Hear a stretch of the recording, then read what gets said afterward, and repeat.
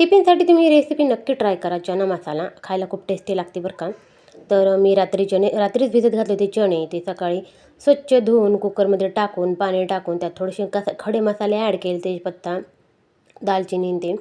नंतर थोडंसं मीठ, हळद आणि थोडंसं तेल टाकून व्यवस्थित मिक्स करून गॅसवर झाकण लावून गॅसवर ठेवलं. 7-8 शिट्ट्या होऊन द्यायच्या. नंतर बारीक चिरलेला कांदा, 2 मिडियम साईजचे कांदे मी कट करून घेतले. गॅसवर कढाई ठेवून त्यात मोहरी, जिरं, कढीपत्ता आणि बारीक चिरलेला कांदा ते टाकून घेतला आणि नंतर मिक्सरच्या भांड्यामध्ये खोबरं, लसूण आणि बॉईल केलेले चणे टाकून वाटण बनवून घ्यायचं. त्यानंतर एक मिडियम साईजच्या टोमॅटोची प्युरी मी त्या कांद्यात ॲड करून व्यवस्थित शिजवून घेतला.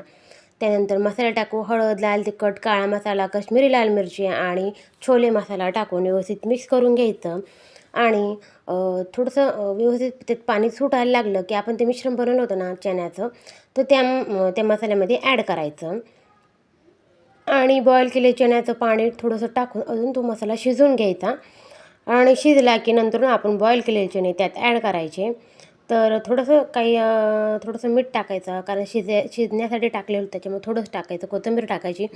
आणि टिफिनसाठी चना मसाला रेडी. खायला खूप टेस्टी लागते. नक्की ट्राय करा. व्हिडिओ आवडला असेल तर चॅनेलला सबस्क्राईब करा. थँक्यू. श्री स्वामी समर्थ.